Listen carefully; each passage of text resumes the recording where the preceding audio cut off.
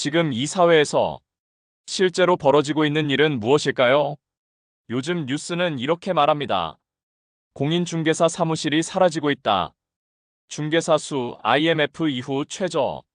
이 장면을 보며 사람들은 바로 이렇게 해석하죠. 부동산, 이제 바닥이다. 이제 다시 올라갈 차례다.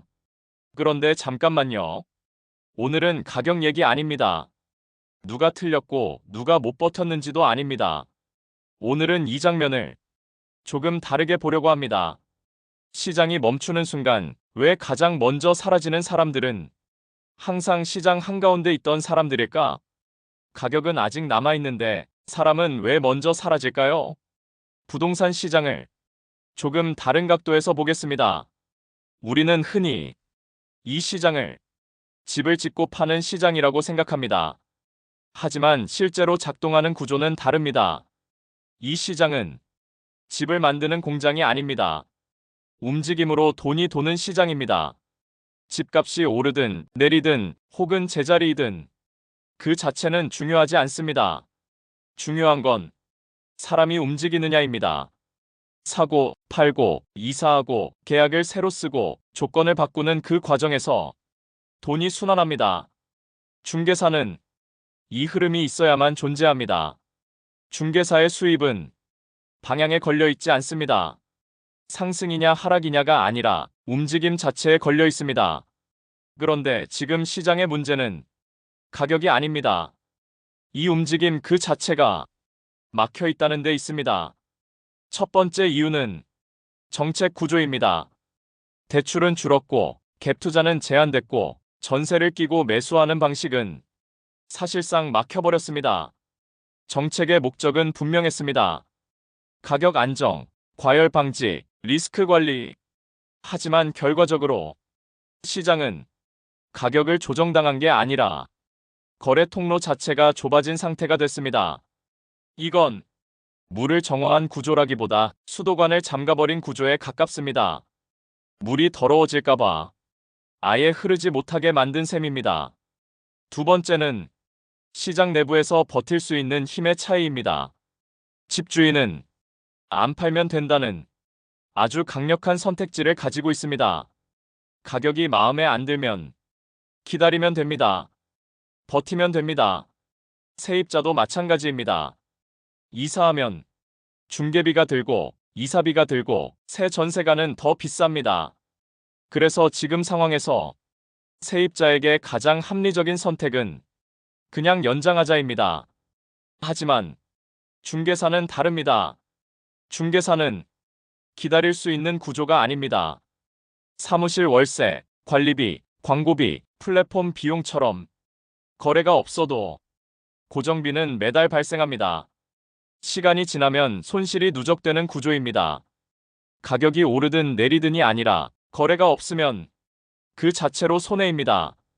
세 번째는 전세 구조의 변화입니다. 예전 시장의 기본 박자는 이랬습니다. 전세 만기 이사 신규 계약. 이 흐름이 시장의 리듬이었습니다. 이 리듬이 유지될 때 시장은 자연스럽게 움직였습니다. 하지만 지금은 다릅니다.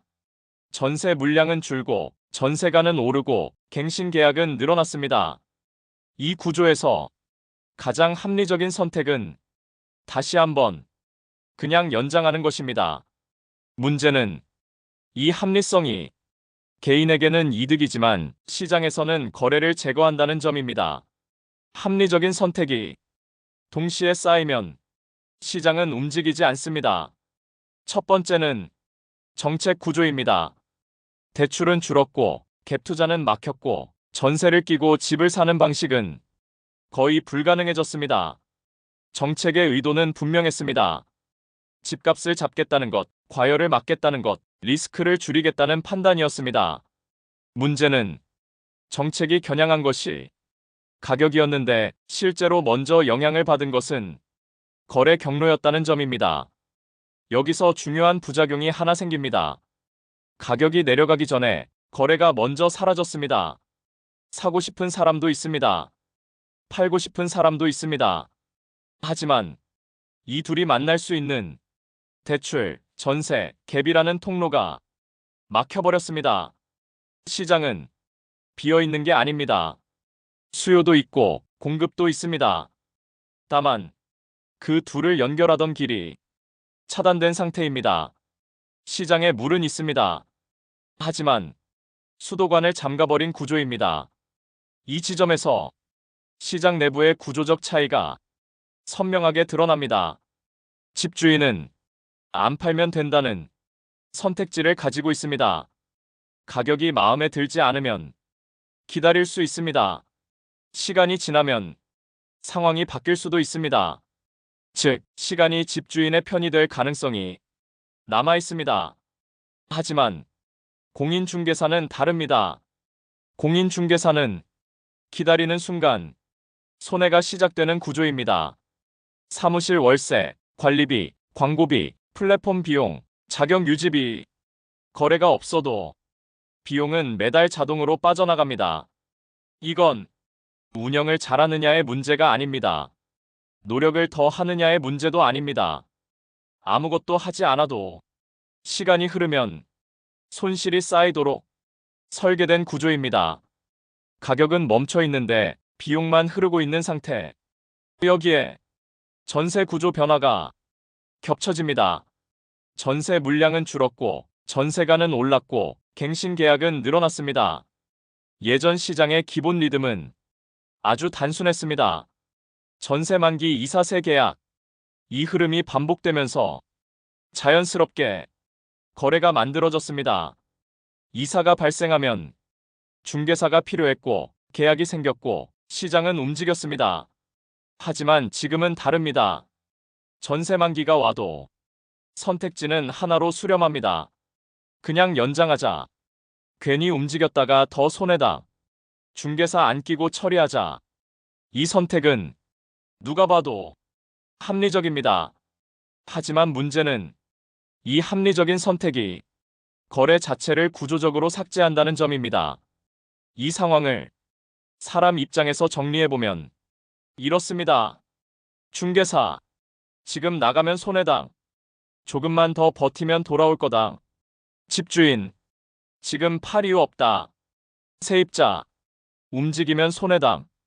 각자의 위치에서 보면 모두 틀리지 않은 판단입니다. 무모한 선택도 아니고 욕심을 부린 것도 아닙니다. 하지만 이 선택들이 같은 방향으로 동시에 모이는 순간 시장 전체가 멈춥니다. 이건 누군가의 판단 착오가 아닙니다. 도덕적 문제도 아닙니다. 처음부터 멈추도록 작동하는 구조 안에 사람들이 들어와 있었던 겁니다. 그래서 이건 침체가 아니라 조정도 아니라 기능 정지에 가까운 상태입니다. 여기서부터 심리가 등장합니다. 하지만 여기서부터 조심해야 합니다.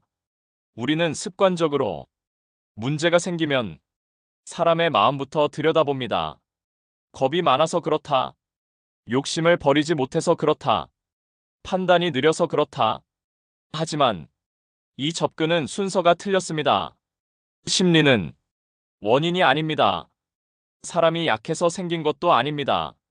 심리는 구조가 선택을 관철시키는 과정입니다. 경제 구조 선택 심리 결과.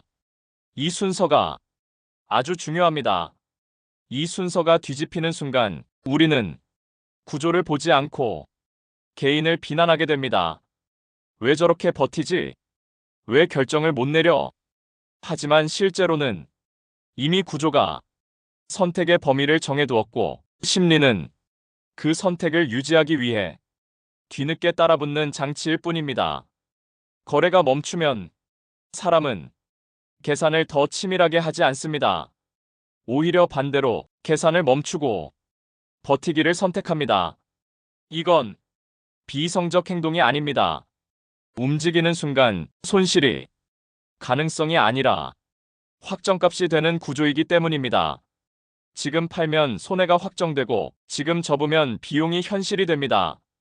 반대로 아무것도 하지 않으면 손실은 아직 숫자가 아닙니다. 그래서 사람은 움직이지 않는 쪽에서 불안을 관리하려 합니다. 이 불안은 겁이 많아서 생긴 감정이 아니라 구조가 만들어낸 합리적 반응입니다. 불안은 결정을 방해하는 감정이 아니라 결정을 고정시키는 기능을 합니다. 이 시점부터 사람의 말이 바뀝니다. 다음 분기엔 풀리겠지. 정책이 조금만 바뀌면 달라질 거야. 선거 지나면 분위기 달라질 거야.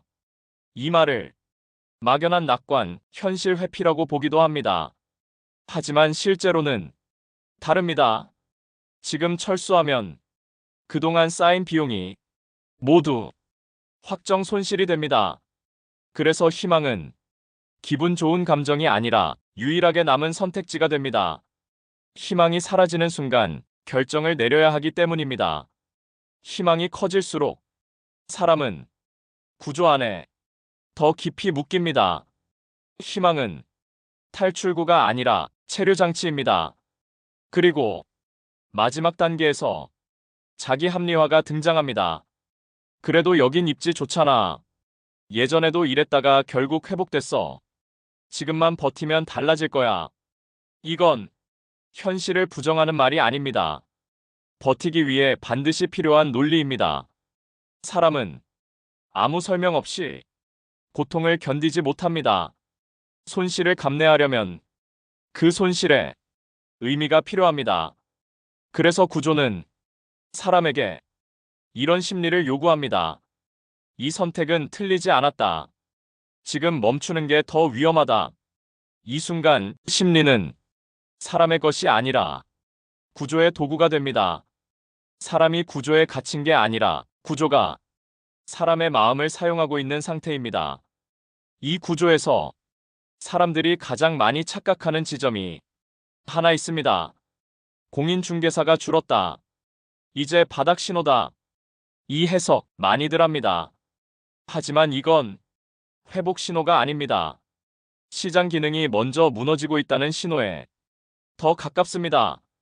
가격은 아직 버티고 있을 수 있습니다.